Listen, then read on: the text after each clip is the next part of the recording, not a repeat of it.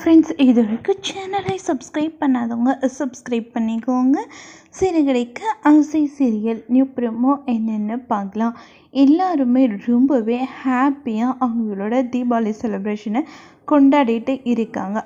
அதே நேரத்தில் பார்த்தோம்னா மீனா வந்துட்டு ரொம்பவே பயந்து போய் இருக்காங்க.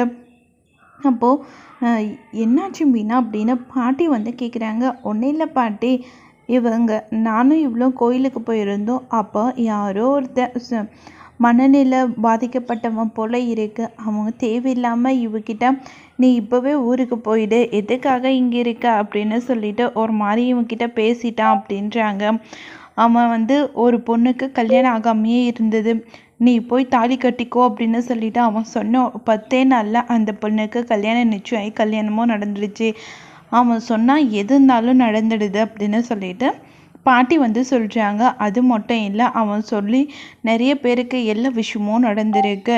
உன்கிட்ட அவன் என்ன சொன்னான் மீனா அப்படின்னு கேட்குறாங்க. ஒன்றும் இல்லை பாட்டி, அவன் வந்து மீனாவை பார்த்து நீ இங்கேருந்து போயிடு, இங்கே இருக்காத அப்படின்னு சொன்னான் அப்படின்றாங்க. அது கேட்ட உடனே பாட்டியும் ரொம்பவே வெக்ஸ் ஆகிடுறாங்க. என்ன அப்படியா சொன்னான் அப்படின்றாங்க. என்னாச்சுமா, ஏதாச்சும் பிரச்சனையா அப்படின்றாங்க. பிரச்சனை அதெல்லாம் ஒன்றும் இல்லை, நம்ம தான் கோயிலுக்கு சாமி கும்பிட போகிறோம் இல்லை, எந்த பிரச்சனையாக இருந்தாலும் நீங்கிடும், யாரும் எதுக்காகவும் கவலைப்படாதீங்க, வாங்க எல்லாரும் போகலாம் அப்படின்னு சொல்லிட்டு பாட்டி வந்துட்டு கூட்டிகிட்டு போகிறாங்க.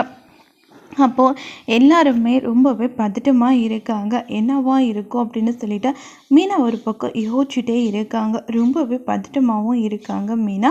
இன்னொரு பக்கம் விஜயா வந்து டான்ஸ் ஆடிட்டு இருக்கிறத பார்த்த உடனே எல்லாரும் ரொம்பவே சந்தோஷமாக அவங்க கூட டான்ஸ் ஆடிக்கிட்டு ரொம்பவே ஃபன் பண்ணிக்கிட்டு அந்த நாள் ஃபுல்லாக ஹாப்பியாக இருக்காங்க. இதோடு இந்த ப்ரோமோ முடியுது. வரப்போகிற எபிசோடில் என்ன வரலாற்று சொல்ல போகுதுன்னு இப்போ பார்க்கலாம்.